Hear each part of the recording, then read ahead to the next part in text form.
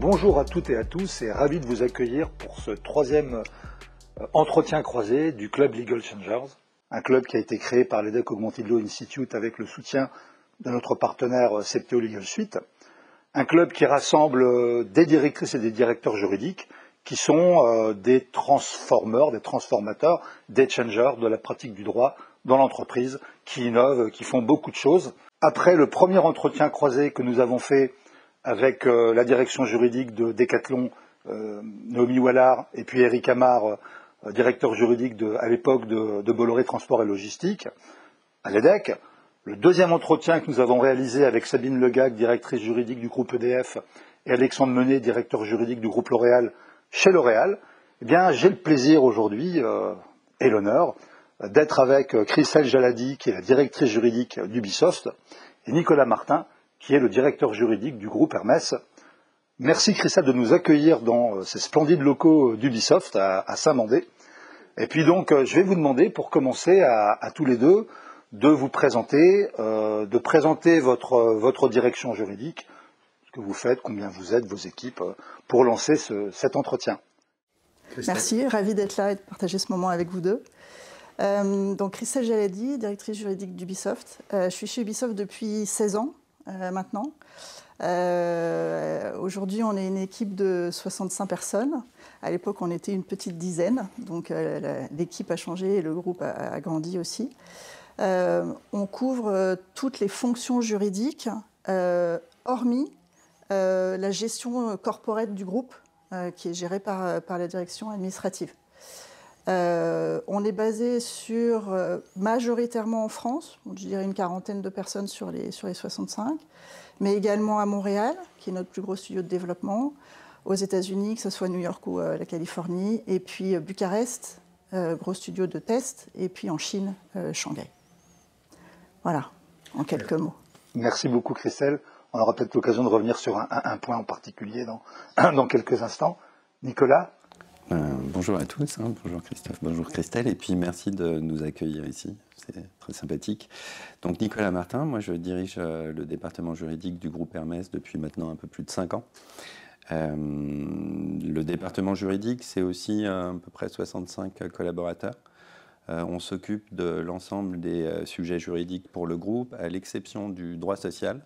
Il y a une équipe juridique au sein des ressources humaines qui s'occupe du droit social au niveau français, et puis à l'exception de la fiscalité.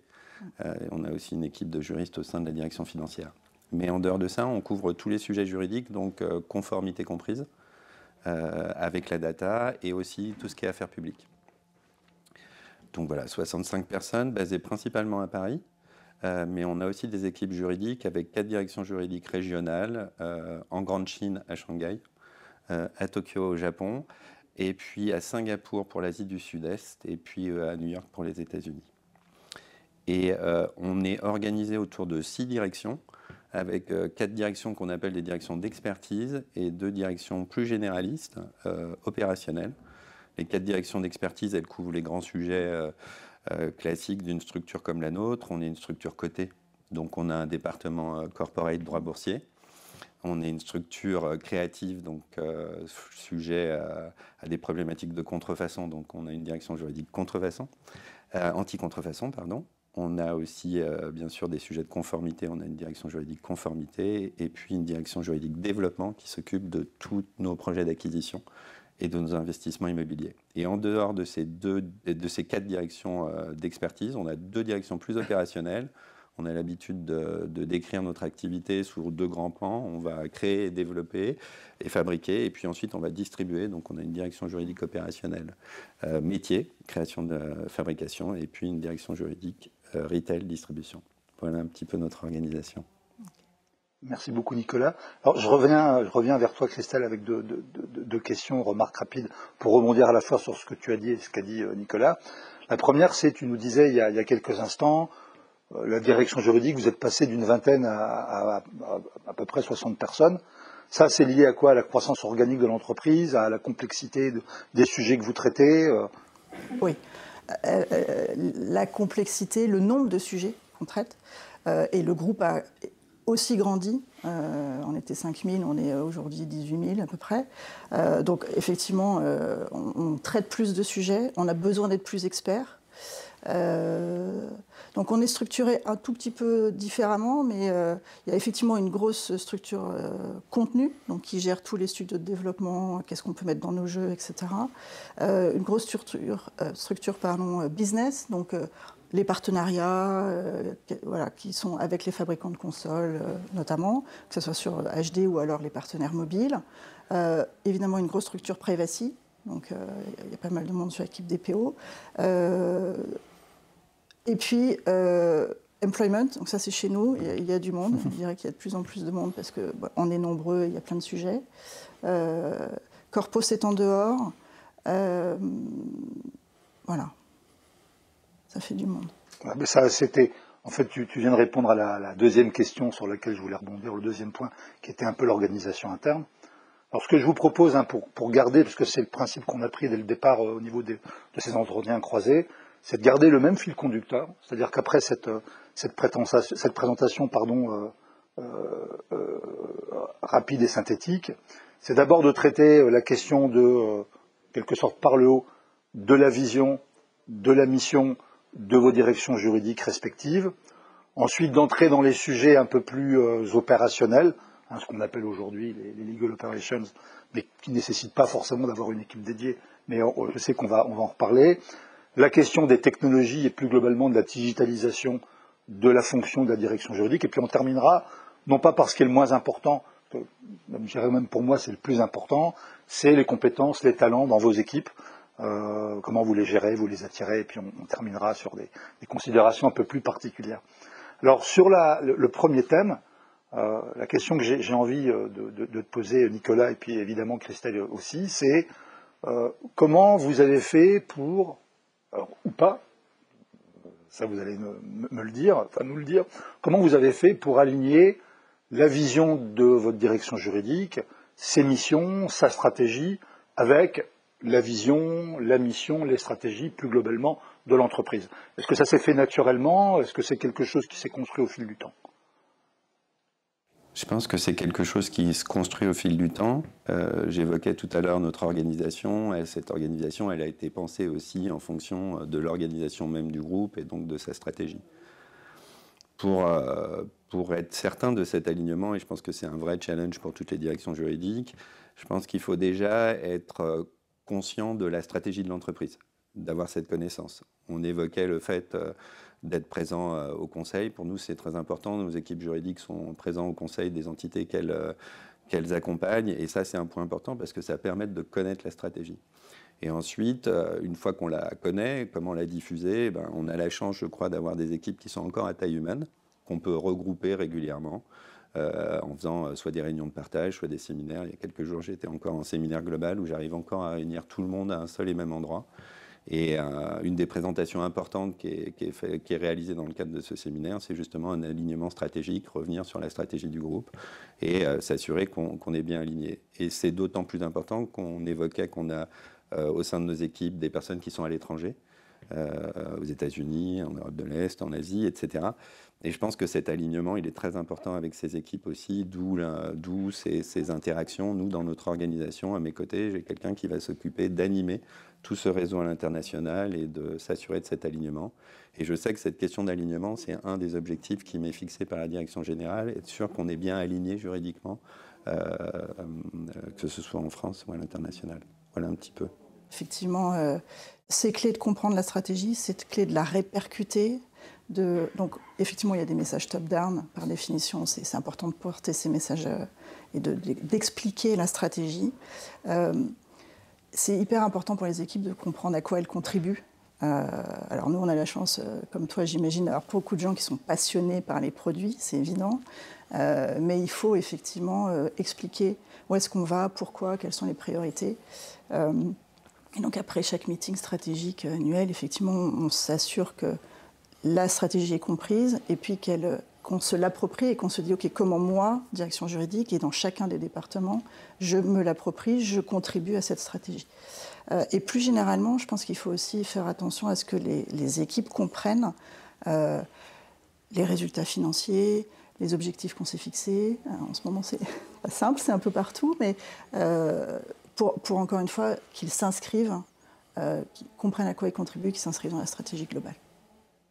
Alors, merci à tous les deux. En fait, dans ce que vous venez de partager, on voit qu'il y a vraiment deux dimensions, ou deux jambes, ou deux piliers. C'est à la fois pouvoir s'assurer qu'il y ait cette proximité avec les équipes dirigeantes pour faire passer les bons messages là où il faut, quand il faut. Et puis s'assurer aussi qu'il y a une adhésion des équipes à la stratégie. Vous l'avez déjà évoqué tous les deux. Alors si vous me le permettez, j'aimerais bien qu'on revienne justement sur ces deux choses. Premièrement, quelles sont d'après vous ce qui marche, les bonnes recettes, quand on veut s'assurer que ces équipes juridiques, elles sont vraiment imprégnées de cette stratégie, elles comprennent où on doit aller, pourquoi on veut y aller, parce que ça facilite beaucoup l'implication individuelle, l'implication de chacun, la compréhension de son rôle dans cette vision stratégique. Donc, tu en as déjà un petit peu parlé, Nicolas, avec ces réunions, les workshops ou les événements que vous faites entre vous au sein de la direction juridique. Tu peux nous en dire un peu plus là-dessus ? Ce qui est vrai, c'est qu'on se rend compte souvent que dans notre esprit, nous, la stratégie est claire et qu'elle n'est pas nécessairement pour nos équipes. Et c'est des points sur lesquels on a cherché à progresser et à être plus explicite. Je pense que la communication, elle est clé. Et moi, je me suis rendu compte, effectivement, qu'il ne fallait pas hésiter à communiquer assez régulièrement, de façon formelle, soit dans le cadre de ce séminaire que j'évoquais, ou alors même dans le cadre de communication plus globale, pour rappeler les grands objectifs de l'année, quels seront les grands jalons. Et j'avoue que c'est quelque chose sur lequel j'ai évolué, puisque comme je le disais au départ, souvent j'avais l'impression d'avoir pu être clair sur un sujet et de l'être moins que je ne le pensais. Donc je pense que la communication est clé et qu'il faut trouver des moments de communication. Ça peut être à travers des moments de partage ensemble. Nous, on a beaucoup de réunions de partage. Je suis très fan de ces réunions avec l'idée qu'elles ne soient pas trop formelles pour ne pas être trop rigides et qu'elles nous permettent vraiment aussi d'exprimer librement, mais aussi des communications plus claires, d'alignement. Voilà, je pense que pour moi, c'est vraiment une question de communication avec cette dimension internationale à ne pas oublier quand on a des équipes à l'étranger. Ouais. Je suis tout à fait d'accord avec toi. On a beaucoup de formats où, donc, soit moi je prends la parole, soit on fait intervenir la direction financière pour expliquer, effectivement que, encore une fois, et tout au long de l'année, pour que effectivement, comme tu disais, on rappelle, on réoriente. En plus, quand il y a beaucoup d'actualités ou beaucoup de messages dans la presse, on a parfois besoin de corriger ou de dire c'est parfois du bruit, n'oubliez pas la direction qu'on prend, etc. Voilà, c'est important de quelque part marteler ces messages et s'assurer qu'ils soient compris et gardés à l'esprit tout au long de l'année. Alors j'entends, hein, il y a ce maître mot ou cet élément fort dans ce que vous dites, qui est la communication, communiquer, et s'assurer que les messages passent. J'imagine que c'est la même remarque concernant vos relations et la place, l'impact du juridique par rapport à la direction générale et la gouvernance de l'entreprise. Vous avez évoqué tous les deux COMEX, CODIR, etc. Là encore, quels sont, d'après vous, parce que c'est riche des expériences nourries que vous avez tous les deux, la meilleure façon de se faire entendre et de veiller à ce que le positionnement de la fonction juridique dans l'entreprise soit le bon, et pas, alors je caricature parce que Dieu merci, vous le savez aussi bien que moi, les choses évoluent, mais la direction juridique ne soit pas que le pompier de service, mais vraiment une partie prenante du business et de la vision de la boîte. Écoute, c'est clair que la présence de la fonction juridique au COMEX est clé, mais c'est aussi le symptôme de finalement cette proximité qui a été construite. Nous, historiquement, forcément, on est très très proches, encore une fois parce qu'au début, on était une petite équipe et très proche de la direction et de notre CEO. Je crois qu'aujourd'hui, ce qui contribue vraiment à cette proximité, c'est ce que nos clients internes, les opérationnels, voient comme notre contribution. C'est-à-dire moi, je suis extrêmement fière quand on est, et c'est le cas quasiment tout le temps, on est très sollicité, très en amont. Et finalement, c'est un cercle vertueux. Plus on est sollicité tôt, plus on peut contribuer à façonner le projet en évitant les risques, en les réduisant. Et du coup, finalement, cet effet positif se propage, ils en parlent, et on est de plus en plus sollicité, de plus en plus tôt, et voilà, c'est ce cercle vertueux. C'est cette contribution-là qui est clé. Oui, non, je suis complètement d'accord avec toi, Christelle. Je pense que quand on parle de positionnement aussi, je trouve intéressant, souvent on va tout de suite regarder le positionnement vertical, c'est-à-dire la présence au COMEX. Et je voudrais préciser, moi je ne suis pas au COMEX, on est très présent dans les conseils, mais je ne suis pas au COMEX. Pour autant, j'ai l'impression que la fonction juridique est bien positionnée dans le groupe. Mais quand on parle de positionnement, je trouve que le plus important, c'était d'abord positionner au plus près des métiers. Et pas nécessairement, c'est pas l'objectif en soi d'être positionné en haut, va d'abord fonctionner si on est bien positionné auprès de nos métiers et qu'on est bien perçu comme cette fonction de support, d'aide et pas comme pompier de service. Je pense qu'aujourd'hui on a passé ce stade. Et donc moi, mon premier objectif, c'est de m'assurer qu'on est bien présent au niveau opérationnel et qu'on fait corps avec les métiers, qu'on fait partie des mêmes équipes. Et à partir du moment où ça fonctionne, eh ben, ils ont envie de nous embarquer le plus tôt possible. Et ça, petit à petit, l'effet rebond fait qu'au plus haut niveau, le juridique est positionné dès le départ sur un projet. Et moi, je travaille vraiment sur cette proximité opérationnelle. On parlait de l'organisation de départ. Et ça ne se décrète pas d'être au COMEX. Je ne pense pas qu'il faille arriver en disant voilà, la fonction juridique doit être au COMEX, parce que de la même manière, le développement durable pourrait dire la même chose, l'IT pourrait dire la même chose. Je crois que surtout, il faut qu'on montre qu'on a une utilité. Et il faut donner envie. Moi, j'ai évoqué ces sujets et on m'a souvent dit il faut donner envie. Il ne faut pas y être pour y être, il faut donner envie et montrer l'apport qu'on peut fournir. Et je pense qu'en travaillant avec les opérationnels, en montrant nos utilités, naturellement, on sera positionné au plus haut niveau de l'entreprise. Alors, quel conseil tous les deux vous donneriez à vos alter ego dans d'autres entreprises, si tant est que la situation que je vais évoquer existe, qui aurait du mal à justement être en proximité avec les opérationnels? Quels sont les ingrédients à mettre en place, les bons tuyaux entre guillemets, pour être au plus proche des opérationnels, d'ailleurs pas forcément toujours raison, mais enfin ça c'est encore un autre sujet. C'est quoi les recettes de cette proximité? Parce que ça ne se fait pas forcément naturellement. Non, c'est pas naturel. C'est peut-être difficile d'enclencher. Je pense que la première chose, c'est de recruter des profils qui ne soient pas, j'ai envie de dire, stricto sensu juridiques et qui ne se conçoivent pas comme juste là pour appliquer des réglementations. Ça, c'est un peu old school, c'est un peu dépassé cette façon de concevoir le droit.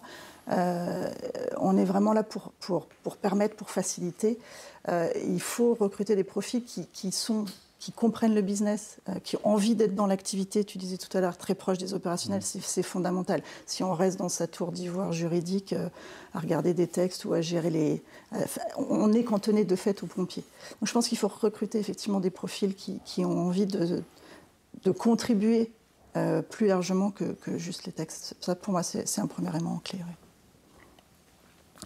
Et je reviens encore sur l'organisation. Je pense que si on veut être proche de nos métiers, il faut qu'on arrive à exister auprès d'eux. Et on parlait tout à l'heure des directions opérationnelles. Ces directions opérationnelles, elles permettent d'avoir des équipes juridiques qui sont dédiées à des métiers. Donc ça crée ce lien. Je me souviens que l'organisation, avant qu'on la modifie, c'était une organisation classique, propriété intellectuelle, droit des affaires. Et je me suis rendu compte assez rapidement que pour les métiers, c'était très peu lisible. Parce que pour eux, ils ne font pas la différence entre une clause qui relève de la propriété intellectuelle et une clause qui va relever du droit des affaires classique. Et du coup, ils multipliaient les interlocuteurs. On était perçus comme une sorte de département où on ne comprenait pas bien comment on pouvait réaliser. Aujourd'hui, chaque métier a des équipes dédiées. C'est vrai aussi avec les métiers d'expertise, les directions d'expertise que j'évoquais. Et je pense que ça renforce énormément le lien.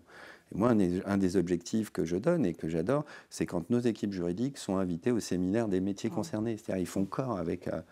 On reste une fonction régalienne. Je n'ai pas nécessairement envie d'avoir une direction juridique splittée avec plein de petites directions juridiques dans les métiers. Donc il faut trouver le bon équilibre. Mais en même temps, cette proximité des métiers, elle se construit avec ce lien organisationnel. Oui, il faut être présent localement, il faut être même physiquement dans les mêmes bureaux. C'est-à-dire que nous, même si on est géographiquement, on est beaucoup ici, on va dans les bureaux, de temps en temps les équipes bougent pour se placer au cœur des équipes opérationnelles, effectivement parce que les échanges sont facilités et on a de fait plus recours à nous tout le temps. En réalité, vous mettez vraiment, je pense, le doigt là, sur un sujet qui est très important, qui n'est peut-être pas nouveau au demeurant. La question de l'équilibre à trouver entre, si le droit, c'est une façon de le dire, si le droit est partout, est disséminé partout, le risque, à un moment donné, soit plus nulle part. Mais d'un autre côté, s'il n'y a pas cette dissémination Et ça va me permettre de rebondir sur une question avant de passer au thème suivant. S'il n'y a pas cette irrigation indispensable au plus près des opérationnels, des business, etc., le risque, c'est que ça reste cloisonné ou très en silo, comme tu l'évoquais, Nicolas, droit de ci, droit de ça, droit de quelque chose. Alors, comme souvent on l'apprend à la fac par ailleurs, mais à un moment donné, il faut bien aussi faire ses gammes avant de rentrer dans des compréhensions plus organisationnelles. Alors, ça me permet de vous poser la question suivante en lien. Comment, justement, pour vous, quelles sont là encore les bonnes recettes ou les bonnes actions à mener pour s'assurer, est-ce que c'est quelque chose que vous attendez de vos équipes respectives, que la culture juridique, elle se dissémine petit à petit, comme du bon miel, partout dans l'entreprise, partant du principe que les meilleurs ambassadeurs du droit dans l'entreprise, à un moment donné, ça doit devenir les opérationnels, les femmes, les hommes du business, et ça devient pour elles et pour eux naturel que d'intégrer le droit dans leur réflexion, leur prise de décision. C'est effectivement important que la proximité contribue à décloisonner, à faire porter le droit par tout le monde. Il faut trouver l'équilibre entre finalement l'expertise pure qui demeure celle des équipes juridiques, le légal comme on dit chez nous, et puis la proximité avec les opérationnels. Nous, on fait beaucoup de formats à destination des opérationnels. On essaye d'être en lien avec la culture du groupe. Donc, on fait des vidéos, on a fait des hackathons, pour essayer justement d'embarquer, de montrer et de diffuser nos idées autrement qu'en faisant une guideline sur la privacy, la confidentialité, etc. Donc, voilà, on essaye effectivement de diffuser au plus proche et d'utiliser leurs méthodes et leurs moyens de communication. Mais bon, ça fonctionne très bien avec l'équipe. Oui, puis ça me fait penser d'ailleurs à comme quoi la culture de l'entreprise peut être très importante dans un contexte comme celui-là. C'est comment vous avez utilisé votre savoir-faire en jeu vidéo pour former au RGPD. Alors bon, ça date pas du mois dernier, mais je crois que c'est quelque chose dont tout le monde se souvient, qui a beaucoup marqué et que vous avez disséminé d'ailleurs. Oui, on a fait des vidéos, on les a partagées avec des sociétés tierces qui étaient intéressées par l'utilisation. Mais on fait effectivement un jeu vidéo sur la privacy, on fait encore une fois, le hackathon, voilà, c'est pour essayer de sortir du traditionnel, on va dire. Mais c'est intéressant parce que c'est vraiment comment on utilise le cœur de métier, le cœur de la culture de l'entreprise pour développer cette culture juridique avec des moyens et un langage que tout le monde, qui doit être dans l'ADN de l'entreprise. Et chez toi, Nicolas ? Chez moi, un petit peu, on a essayé. Alors, on n'a pas les mêmes moyens parce qu'on ne crée pas de jeux vidéo, mais on est créatif aussi, donc on utilise beaucoup notre service communication. Mais je suis d'accord pour dire que c'est une tendance qui s'est développée ces dernières années, de voir aussi les équipes juridiques être des formateurs. Je pense qu'aussi, on s'est rendu compte qu'on avait une charge de travail considérable et que parfois, les opérationnels avaient tendance à dire « Ah ben, c'est du droit, je consulte le juridique » sur des choses assez basiques. Qu'ils pourraient très bien prendre en charge directement. Et moi, j'aime bien, quand on fait des formations, rappeler à nos interlocuteurs opérationnels, quels qu'ils soient, que dans leur quotidien, il leur arrive d'être confrontés à un contrat. Et on n'est pas là. Et ils arrivent à le lire, et ils arrivent à voir où sont les problèmes. Donc, j'aime bien essayer de simplifier, désacraliser la fonction juridique. On n'est pas là pour tout revérifier. Et donc, on a des outils de formation. Alors, il y a eu beaucoup d'e-learning, des choses de ce type, mais on a aussi des formations présentielles qui sont importantes. On a, les équipes ressources humaines ont créé un campus Hermès, dans lequel vous avez un certain nombre de formations. Il y en a de plus en plus de juridiques, et elles sont un grand succès. Et je pense qu'elles permettent à la fois de nous rendre plus efficaces, puisqu'on intervient quand notre plus-value est plus forte, et en même temps de désacraliser la fonction et que les personnes... Je pense qu'il y a eu une époque où les gens avaient peur d'aller au département juridique parce qu'on ne savait pas trop si on allait en ressortir ou pas. Bon, manifestement, mais bon, ceci dit, la peur n'évite pas le danger, hein, comme on dit. Donc, bon. Alors, merci beaucoup pour tous ces éléments extrêmement intéressants, d'ailleurs qui donnent très facilement le lien avec le deuxième thème, qui est celui des opérations. Tout à l'heure, Christelle, tu disais, il faut que les mentalités changent et elles changent. Pratiquer le droit dans un contexte d'entreprise, c'est pas pratiquer le droit point, c'est on le fait pour une finalité, pour un intérêt qui peut être l'intérêt général, l'intérêt des actionnaires, l'intérêt des parties prenantes, etc. Et donc, vous le savez aussi bien que moi, on a vu se développer depuis maintenant quelques années cette réflexion et puis cette volonté de se dire, après tout, quand on opère un service juridique, Quand on délivre des solutions juridiques, des conseils juridiques, des recommandations, c'est un service, entre guillemets, comme un autre. Et donc, on doit le délivrer dans les meilleures conditions possibles, avec la meilleure qualité possible, au meilleur coût possible et dans les meilleurs délais. Puis c'est ce qui a donné lieu à voilà, ce mouvement des opérations juridiques ou des legal operations. Mais en soi, le concept, il n'est pas nouveau. C'est délivrer un service dans les meilleures conditions possibles. Alors, ma première question pour tous les deux, c'est cette tendance, ce mouvement, comment vous en êtes emparé? Est-ce que ça a transformé, changé quelque chose dans le fonctionnement de vos directions juridiques respectives, ou alors ça s'est fait, mais sans forcément que ce soit décrété ou en disant voilà, on met en place des legal ops. Comment ça se passe?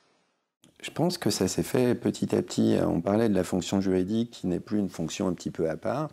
On se professionnalise aussi, c'est-à-dire qu'on est obligé aussi, on se rend compte qu'on a des équipes conséquentes, elles sont de plus en plus nombreuses. Moi, j'ai vécu un peu la même chose que tu évoquais, Christelle, hein, puisque quand j'ai repris la direction juridique il y a 5 ans, on avait moitié moins de collaborateurs, donc on se professionnalise, nos budgets deviennent importants aussi, donc on est obligé de s'intéresser à l'efficacité de notre département au même titre que d'autres départements.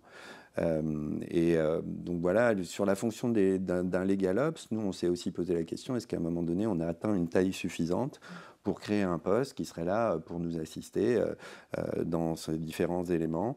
Moi j'avoue qu'à ce stade, la décision a été prise de ne pas créer ce type de poste.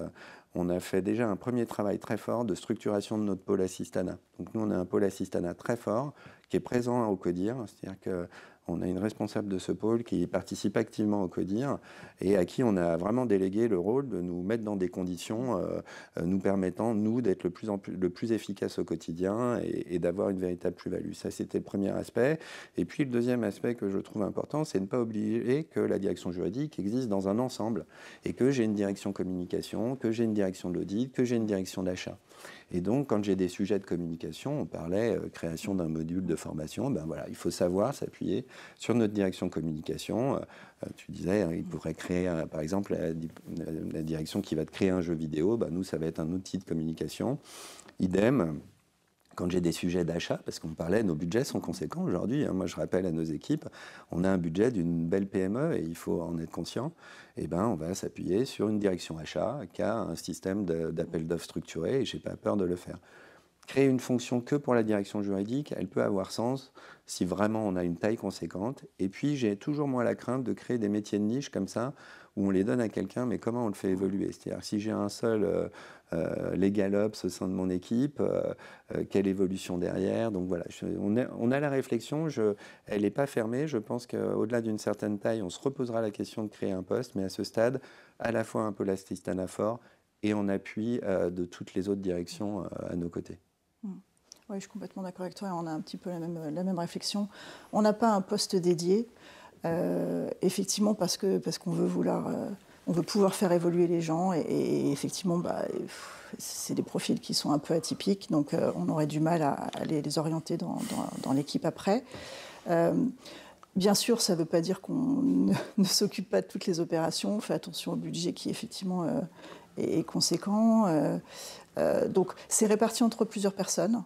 Il y a les assistantes, effectivement, où il y a les achats. On a aussi une personne qui est centrée sur la transformation, notre transformation et en partie notre knowledge management, etc. Et puis, on a une équipe innovation, comme tu sais, Christophe, et du coup, effectivement, c'est réparti entre toutes ces personnes et toutes ces équipes. C'est clé, mais ça n'a pas besoin d'être centré sur une seule personne qui s'en occupe. Je pense qu'effectivement, là, chaque entreprise, chaque direction juridique, en fonction des éléments que vous avez indiqués, hein, de taille, etc., de maturité, de mode de fonctionnement, de culture, il n'y a pas une seule façon d'y arriver. Après, que ça ne veut pas dire aussi, à partir du moment où vous décidez, à un moment donné, de ne pas avoir une ou plusieurs personnes dédiées, de veiller à ce que c'est quand même un état d'esprit. De se dire, voilà, je ne suis pas seulement un bon expert du droit ou un très bon praticien du droit, mais je suis aussi quelqu'un qui travaille avec les bons outils, les bonnes ressources. Je suis capable de mesurer mon temps de pas affecter 80% de mon temps à quelque chose qui impacte 10%. Enfin, vous voyez ce que je veux dire. Donc un petit peu de rationalité dans tout ça, de respecter certains process. Enfin, ce que je veux dire par là, c'est que quand on est juriste, on n'a pas forcément ça en soi dès le départ, parce qu'on n'y a pas été forcément formé. Donc comment vous veillez à ce que, même s'il n'y a pas de personnes qui incarnent ça, et dont c'est le métier au quotidien, que ça se fait quand même, et qu'on a les bons moyens de délivrer à la qualité à laquelle vous êtes attaché à l'entreprise. Ou alors vous me dites ça se fait naturellement, mais Non, je crois que ça se professionnalise, c'est ce qu'on disait tout à l'heure. C'est-à-dire, moi, il s'avère que j'aime bien les chiffres. Je ne suis pas un financier, mais j'aime bien les chiffres. J'ai toujours aimé ça. Donc, j'aime bien regarder. Alors, il y a l'aspect budgétaire, le respect du budget, mais au-delà du respect, c'est l'efficacité du budget. C'est-à-dire, est-ce qu'on le place au bon endroit, au-delà du respect. Et puis après, il y a la volumétrie. Combien de dossiers on a traités chaque année, nos taux de succès sur des oppositions, sur des sujets de ce type. Donc, moi, j'aime beaucoup avoir de la donnée pour pouvoir, non pas justifier de l'efficacité de ma direction juridique vis-à-vis de la direction générale, parce que je dois avouer que j'ai jamais eu de demande en ce sens, mais plutôt pour être capable, nous, de nous adapter et d'avoir cette forme d'agilité en disant, attention, là, par exemple, on a peut-être passé trop de temps ou trop d'énergie sur tel sujet, on pourrait aller sur d'autres sujets. Donc, moi, ces KPI, j'ai envie de le dire, tu as tout un quantitatif qui est assez présent. Ce qu'il faut, c'est arriver aussi à avoir les outils qui te permettent de récupérer ces chiffres sans avoir à manuellement récupérer de la donnée. Donc là-dessus, on travaille sur ces chiffres et j'aime bien les demander régulièrement et j'aime bien les voir évoluer, etc.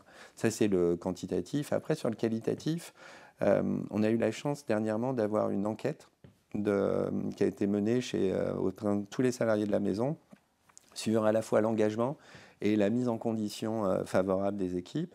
Et on s'appuie aussi sur les résultats de ces enquêtes pour voir un petit peu où on en est en termes d'engagement des équipes, de mise à disposition, mais aussi de gestion du stress, de la charge de travail. Donc voilà, moi je pense qu'on a aujourd'hui beaucoup d'outils qui nous permettent quand même de vérifier qu'on est efficace et pas de s'abriter en disant de toute façon on est les seuls experts du droit, quoi qu'on dise personne ne pourra le challenger, donc je ne me remets pas en question. Moi je considère avoir une vraie direction qui a un budget, qui doit le gérer, qui a une volumétrie de travail, qui doit gérer, qui doit savoir gérer ses priorités et qui doit aussi assumer le fait de manager une équipe, qui doit être engagée, qui doit être mis en condition et qui, s'il y a trop de stress, doit être géré et ainsi de suite. Oui, absolument, je suis alignée. Il y a deux aspects. Il faut vraiment s'assurer qu'on pilote et qu'on a la data qu'il faut pour ajuster. Effectivement, est-ce qu'on a les bonnes ressources au bon endroit? Est-ce que nos coûts n'explosent pas parce que donc on a les cabinets, on monte les cabinets d'avocats en concurrence, etc. Derrière, je rebondis sur ce que tu disais tout à l'heure, Christophe. C'est pas naturel pour un juriste de ne pas vouloir le truc parfait. Donc effectivement, il faut parfois un petit peu montrer l'exemple, expliquer qu'en fait, il faut évaluer le temps qu'on passe avec l'enjeu, le risque qu'on diminue, le gain qu'on va avoir. Ça, c'est important. Et parfois, il faut montrer l'exemple. On avait une expression passé un temps, on disait « Non, là, c'est bon, je fais un torchon. » Parce qu'en fait, c'est pas grave.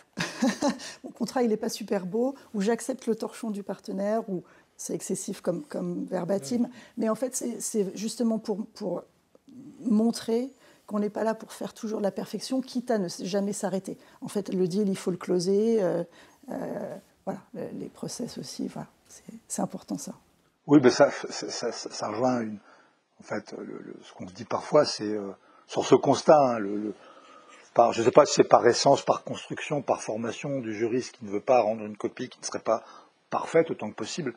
Mais parfois, il faut, comme on dit en anglais, accepter le quick and dirty. Bon, le problème, c'est que si on fait du quick and dirty, à un moment donné, ça va forcément causer des problèmes. Donc, comme tu le dis, c'est cette question d'équilibre entre les deux. Peut-être que ça change avec aussi les générations. Ça peut être moins compliqué de trouver cet équilibre-là. Alors ça me conduit à ce que vous avez dit tous les deux, et je vous en remercie encore, à une question qui est la suivante. Quelle que soit la manière dont vous êtes organisé, Legal Ops, pas Legal Ops, etc., ou en tout cas c'est organisé d'une certaine manière sans qu'il y ait une personne, une équipe qui l'incarne, qui le prenne en charge, est-ce que vous utilisez, lesquels, pourquoi ou pourquoi pas, des indicateurs ou des instruments de mesure qui vous permettent, alors, non seulement de montrer votre capacité à gérer un budget, bon, ça j'entends bien que ce soit important, mais au-delà de ça, de montrer à votre direction générale l'impact que vous avez, vous en tant que direction juridique, sur le bien-être économique de l'entreprise, alors que ce soit en défense, que ce soit en attaque, les fameux KPI ou indicateurs de valeur. Bon, où vous en êtes sur ce sujet? Je dois avouer que je ne suis pas sûre qu'on ait quoi que ce soit de révolutionnaire. On fait un suivi, bien sûr, de quand même ce qu'on rapporte, que ce soit sur quelques contentieux, dans les investigations, sur les deals, c'est-à-dire qu'on monitore quand même tout ce qui est partenariat. J'ai envie de dire, ce qui compte surtout, c'est plutôt le qualitatif et c'est plutôt la satisfaction de nos clients. Et ça, on monitore beaucoup, on fait pas mal de... Tu parlais de sondages tout à l'heure ou d'enquêtes internes. On fait beaucoup d'enquêtes. Alors, il y a des enquêtes UBI at large, mais on fait surtout des enquêtes de satisfaction de nos opérationnels. Et ça, c'est précieux parce que ça permet d'ajuster au fur et à mesure. On leur a aussi demandé il y a quelques années quelle est la direction juridique idéale en 2030. Et alors, ils vous ont dit quoi? Il y a pas mal de choses qu'on fait. Mais ils veulent de la proximité, ils veulent l'anticipation, ils veulent qu'on les accompagne toujours plus. Mais c'est exactement ça qui est, je trouve, intéressant dans notre rôle. Donc, ça match leurs besoins et nos envies. Alors, je vais titiller un petit peu là-dessus, hein, si tu me le permets. En caricaturant volontairement, comment vous faites pour vous assurer que dans ces études, ces enquêtes, vous demandez à vos clients internes s'ils sont contents de ce que vous faites, hein, pour le dire simplement, sachant que vous êtes tous à la DG d'Ubisoft, chez Hermès aussi, extrêmement sympathiques. Donc il n'y a pas de raison que vos interlocuteurs internes, finalement, vous mettent une mauvaise note. Comment vous faites pour l'objectiver, ça? Et ça va quand même qu'il y a un regard critique suffisant. C'est pas la sympathie. En fait, c'est vraiment, bien sûr, on est tous sympathiques, fun, etc., etc. Mais c'est vraiment en quoi on leur a permis d'avancer, en quoi on a permis, encore une fois, le projet, une meilleure structuration du projet, une avancée plus rapide, ou un impact diminué sur les équipes, sur les ressources nécessaires. C'est assez objectif, effectivement. On ne leur demande pas de nous trouver sympas. Mais effectivement, on l'est, tu as raison. Non, je caricaturerai volontairement, mais ce qui est intéressant dans ce que tu viens de dire, c'est qu'effectivement, là, il y a des indicateurs de mesures qui peuvent être rapidité, réactivité, capacité à aider à enfanter un projet parce qu'il lui faut un cadre juridique. Et chez toi, Nicolas? Écoute, j'en ai parlé tout à l'heure un petit peu sur les KPI. Déjà, je dois redire, et je crois que c'est un peu une expérience que partagent d'autres directions juridiques, c'est assez rarement nos directions générales viennent nous voir en nous disant montrez l'efficacité chiffrée de vos directions. Donc, si je le fais, c'est pas dans un objectif de pouvoir le démontrer à la direction générale. C'est bien, c'est que le jour où ils nous le demanderont, on sera prêt. Je le fais d'abord pour l'efficacité du service. Et je te disais, au-delà du pur budgétaire et du suivi du budget, il y a quand même aussi cette professionnalisation, c'est combien de dossiers on arrive à traiter. Ça nous permet aussi de donner des priorités, donc c'était important. Je parlais des sondages internes, donc là je me suis appuyé sur un sondage qui avait été mis en place par les ressources humaines. Et après, nous, on est intéressés par ce sujet d'enquête de satisfaction avec l'écueil que tu évoquais, c'est comment on s'assure qu'ils ne vont pas répondre en disant qu'on est fantastique parce que on s'entend bien avec eux, etc. Et c'est pour ça que c'est une enquête que je n'ai pas envie de lancer comme ça juste pour me faire plaisir et entendre dire qu'on est bon. Je pense qu'il faut trouver un schéma, surtout qu'on a quand même une pression temporelle forte, on a beaucoup de dossiers. Donc je ne lance ce type d'initiative que si je suis sûr qu'elle a une efficacité derrière. À ce stade, moi je préfère faire quelque chose d'assez artisanal, c'est-à-dire que quand même, avant les entretiens de fin d'année, il m'arrive souvent d'aller voir un directeur de métier pour lui demander un petit peu qu'est-ce qu'il pense, comment ça a fonctionné. Et dans le one-to-one, je pense qu'on arrive à mieux les challenger et être sûr qu'ils nous disent réellement ce qu'ils ont ressenti plutôt que dans le cadre d'une enquête globalisée avec des questions standards. Donc ce retour d'efficacité, j'essaie de l'avoir à ce niveau-là. Voilà, mais j'ai pas de KPI. Alors je me souviens pas mal sur la lutte anti-contrefaçon. quand vous aviez des outils qui te disaient, ben voilà, j'ai retiré tant d'offres sur Internet sur la période du mois, donc je vous ai fait gagner tant de chiffre d'affaires. Ouais, c'est ce genre de KPI où on voulait nous donner, montrer l'efficacité. Je me suis permis de ne jamais transmettre à ma direction générale un rapport leur disant que je leur avais fait gagner des millions d'euros parce que j'avais retiré des produits d'Internet. Je crois que c'est pas réel. Voilà. Donc je me méfie un peu de ces KPI qu'on essaye d'inventer pour montrer qu'on est efficace. Après, j'ai la chance, comme toi Christelle, d'avoir un département qui rapporte aussi un peu d'argent. Donc nous, on arrive à se financer quand même à hauteur de quasiment 20-25%. Dans le cadre des dommages et intérêts qu'on reçoit, principalement sur des problématiques de contrefaçon. Mais ça reste important et je sais que dans d'autres directions, ces dommages et intérêts vont dans un autre portefeuille. Nous, c'est vraiment quelque chose qu'on réinvestit, qui nous pousse justement à aller plus loin sur ce schéma-là. Bah, ça paraît assez logique parce qu'en réalité, en faisant ça, vous générez du cash. Donc, si on génère du cash, pourquoi est-ce que le cash, il va aller je ne sais pas où si c'est vous qui le générez? Je pense que c'est effectivement important que vous préserviez ça. Alors, troisième thème, non pas que je m'ennuie, au contraire, mais je vois que on avance petit à petit dans le temps. Troisième thème, mais tout est très lié de toute façon, sur la digitalisation et les technologies. Autre vague, incrémentale, parce qu'au fil du temps, les entreprises se transforment aussi par le numérique, par le digital. On va en reparler dans quelques secondes. Il y a la vague des IA. Il y a peut-être à prendre et à laisser, mais bon. Là encore, dans vos entreprises et directions respectives, dans le changement de la direction juridique à travers le digital, l'automatisation, où vous en êtes? Est-ce que vous avez suivi un plan global, une vision globale d'entreprise, et puis vous suivez le mouvement comme les autres? Est-ce que vous avez votre propre vision, stratégie ou politique là-dessus? Là encore, comment ça se passe chez toi, Christelle? Alors écoute, j'ai envie de dire que nous, on est un peu digital par nature. C'est un peu on n'a pas eu une phase de ramp-up de digitalisation forte. Ce qui est intéressant, c'est qu'il y a eu quelque part un avant et un après, c'est quand il y a 5 ans à peu près, on a intégré une équipe innovation. Donc effectivement là, on a un peu changé de mindset et on a été très fortement, très volontairement sur toutes les nouvelles technologies. Donc l'équipe Inno, c'est y compris un développeur, etc. Donc qui développe pour nous ou pour nous faciliter la vie à nous. Donc on a souhaité que toute l'équipe soit formée sur ce qu'est l'IA générative, parce que l'IA, effectivement, on l'utilise depuis longtemps dans les jeux vidéo, mais l'IA générative, on s'est dit, c'est une innovation, c'est dans la culture de l'entreprise, on va vers l'innovation, on va vers cette IA générative, mais il faut qu'on comprenne. Parce que sinon, effectivement, naturellement, le juriste, il est peut-être un peu réfractaire. Donc, on a formé tout le monde. Ça veut dire quoi? Toute la direction juridique. Qu'est-ce que ça veut dire, l'IA générative? Quels sont les enjeux? Comment ça fonctionne? On s'est formé à prompter. Comment on fait un bon prompt? Ça s'apprend plus difficilement pour moi que pour les jeunes dans l'équipe. Mais donc on a formé tout le monde pour avoir un socle commun. On essaye aussi d'expliquer finalement que l'usage doit être pour nous et puis pour nos clients. Donc on essaye d'accompagner nos clients internes dans leur prise en main.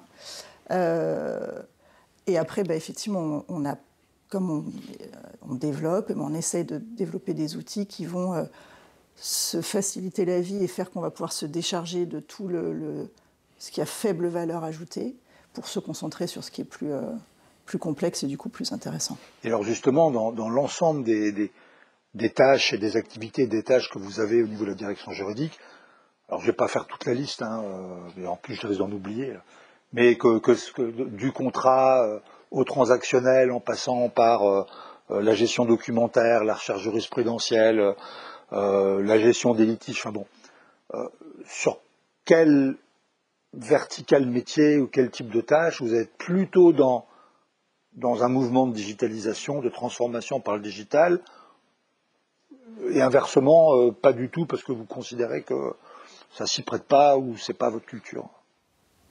Et on doit faire des choix. Oui, voilà. En fait, pour l'instant, c'est vraiment c'est vraiment sur les contrats. soit pour complètement les automatiser, donc on a des outils où sur certains types de contrats, on ne les fait plus nous-mêmes, ils sont générés par les opérationnels, que ce soit des NDA, des release forms, droit à l'image, utilisation, etc. Et alors, je me permets juste de t'interrompre, avec un contrôle de votre part derrière ou pas? C'est-à-dire que concrètement, quand vous, désolé de l'anglicisme, empowerez vos opérationnels pour qu'ils soient capables d'être autonomes sur ces contrats, il y a une vérification derrière ou c'est paramétré de telle sorte que vous êtes sûr que ça ne peut pas sortir des clous? Non, pour l'instant, ce qui sort, c'est vraiment eux qui gèrent. Et donc, on a mis en place la structure, et ça rentre dans cette structure, et ils se débrouillent. Ce qui revient parfois, c'est si le partenaire ne veut pas signer ça comme ça, s'il peut arriver, hein, malheureusement. Et donc, effectivement, là, on sort du process. Mais c'est effectivement une des tendances, c'est d'arriver à continuer de rester dans l'outil et de rester dans quelque chose de plus simple et plus fluide et plus automatisé, même s'il y a négociation. Donc ça, on travaille un petit peu sur ça. Mais donc, c'est génération des contrats, génération des mémos, c'est-à-dire quand on rentre le contrat et il nous sort le mémo, on a sorti les mémos de signature, de récap pour la prod. Enfin, c'est se faciliter la vie sur tout ce qui est un petit peu moins rigolo pour nous. Et puis après, on travaille, on réfléchit sur tout ce qui est gap analysis finalement entre moi, mes standards sont plutôt comme ça sur tel type de deal, le partenaire m'envoie ça, voilà, se faciliter la vie. Voilà. D'accord, merci. Merci beaucoup. Juste une anecdote très très rapide.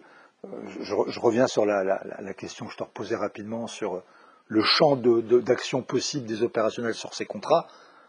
Plus ils sont paramétrés de façon fermée, moins ils ont de latitude.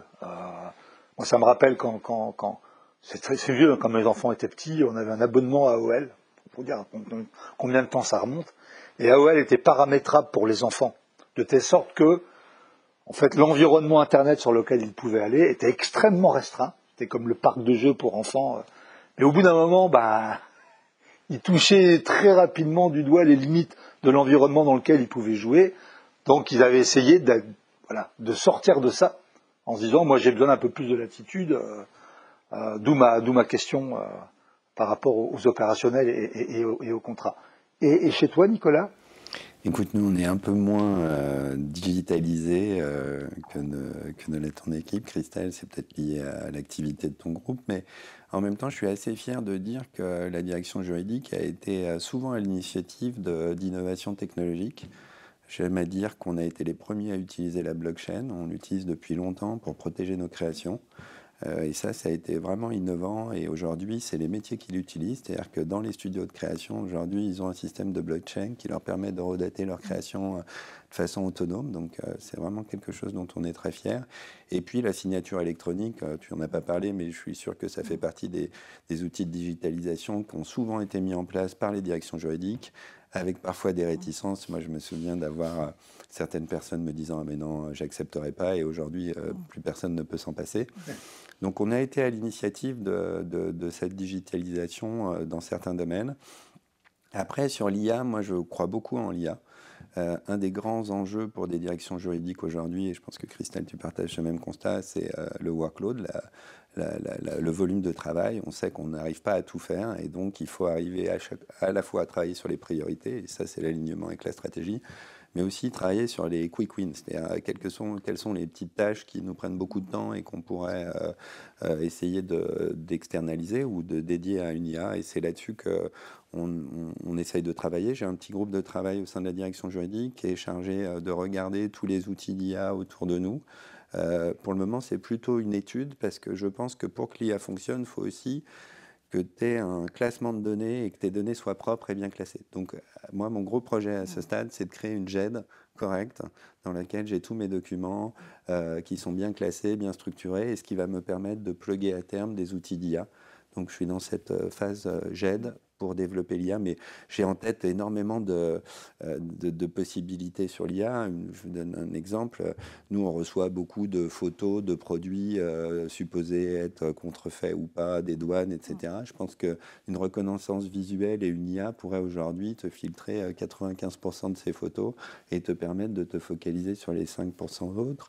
On parlait des contrats, cette capacité à analyser sur ta masse de contrats, quels sont les contrats qui ont des clauses un peu étranges et te focaliser là-dessus.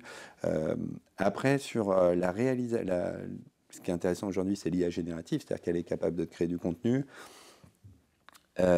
Sur le fait de suivre les contrats, enfin d'avoir un système qui met en place les contrats, moi je ne suis pas encore à ce niveau-là j'ai envie de conserver quand même cette capacité du juriste à dire un contrat, c'est pas toujours le même format. Alors bien sûr sur les NDA, etc., mais notre vraie valeur ajoutée, elle est sur des contrats, et nous, on est dans un métier d'artisanat, donc j'aime bien cette côté aussi artisanat du droit. C'est-à-dire, je ne veux pas trop processer. J'ai un peu peur du process, parce que si on met trop de process en place, on va perdre aussi ce qui fait la force d'un juriste, c'est sa capacité à créer, à être agile, à être curieux. Donc je vais utiliser l'IA vraiment plutôt pour m'enlever toutes ces tâches où justement, je n'ai pas cette créativité, cette curiosité. Je pense que merci beaucoup à tous les deux, je trouve que c'est très, très éclairant. C'est tout le sujet, parce qu'au-delà de l'IA et plus généralement sur l'automatisation, une des questions, à mon avis, essentielles, c'est qu'est-ce qu'on va perdre ou qu'est-ce qu'on risque de perdre comme geste métier.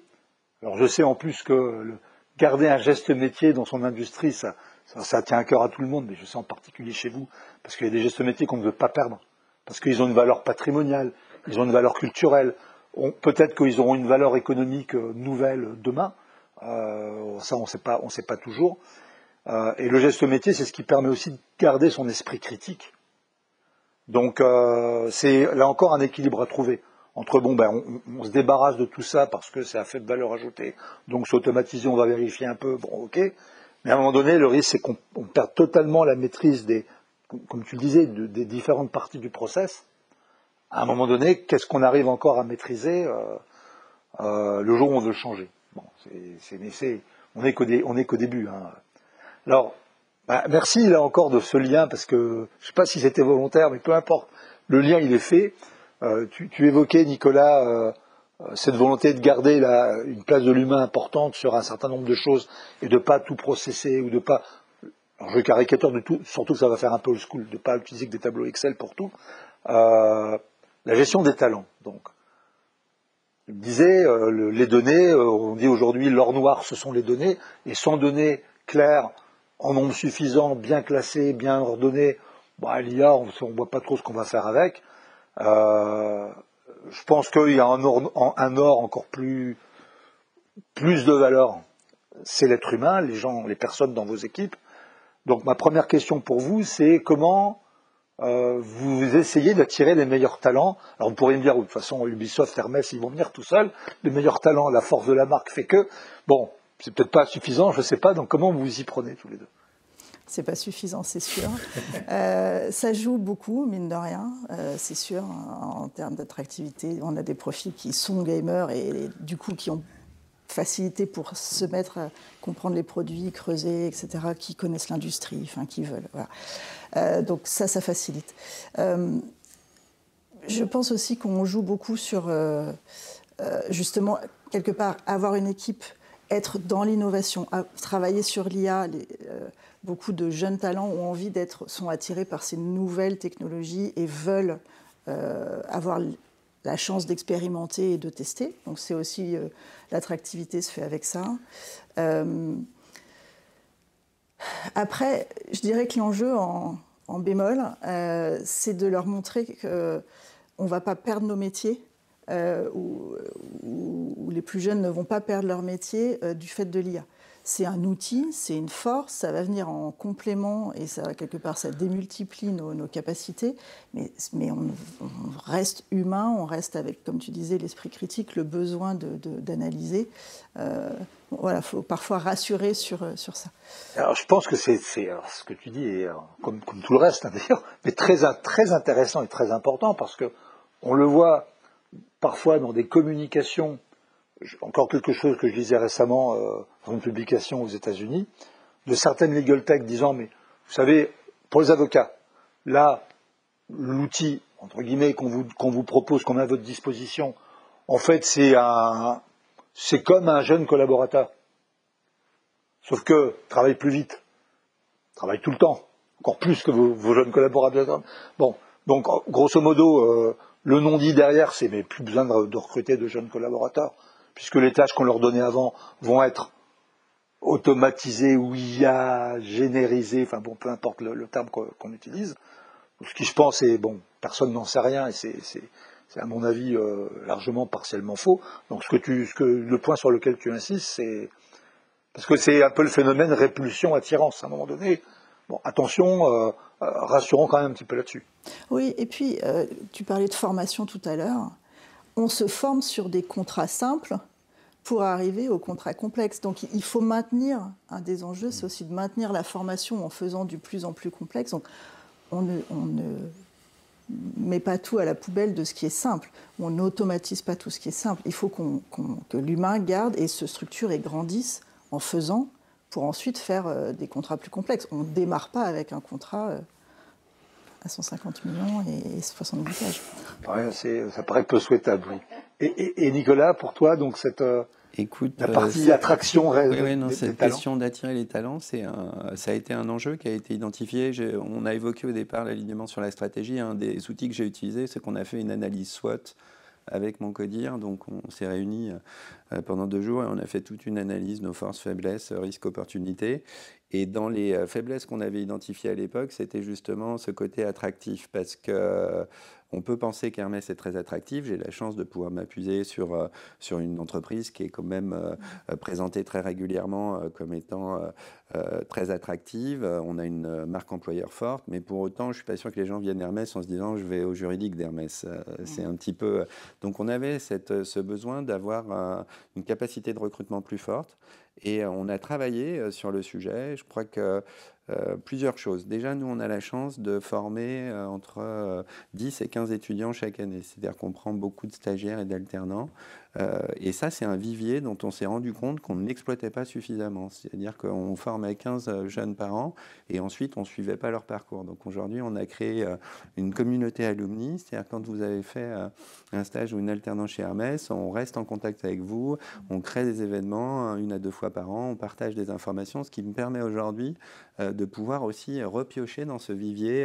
Et je trouve ça hyper important parce qu'on ne se rendait pas compte, mais 15 personnes par an sur 10 ans, ben voilà, ça commence à faire... C'est le club Hermès, quoi. C'est un peu le club Hermès. Et en plus, ce qui est sympa, c'est que tu t'aperçois que les gens ensuite parlent de nous à côté. Donc, ce n'est pas seulement ce petit groupe, c'est aussi tous leurs amis étudiants qui ont fait à peu près le même parcours et qui permet de dire, ben voilà, Hermès... c'est sympa, vous pouvez les rejoindre. Donc on a travaillé là-dessus. Je trouve qu'aussi il faut travailler sur ne pas s'enfermer dans sa tour. C'est-à-dire le département juridique d'Hermès, il doit exister aussi au sein d'autres associations. Ce club que tu as créé, c'est aussi la possibilité pour moi d'expliquer ce qu'est Hermès, ce qu'est la direction juridique et d'attirer des talents. Donc ça, c'est très important.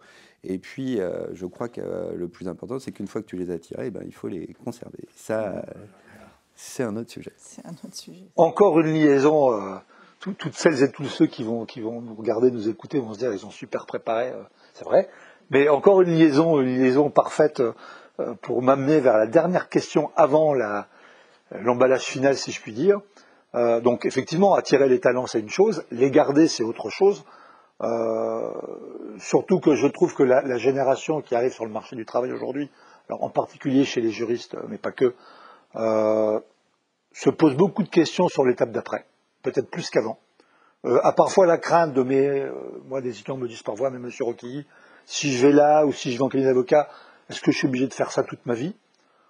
Écoutez, non, heureusement pour vous d'ailleurs, il y a peut-être même plus d'opportunités de s'évader qu'avant. Donc comment vous faites en termes de développement professionnel, de perspective de carrière, pour garder les meilleurs chez vous, dans vos équipes respectives? C'est effectivement, je dirais presque un travail quotidien.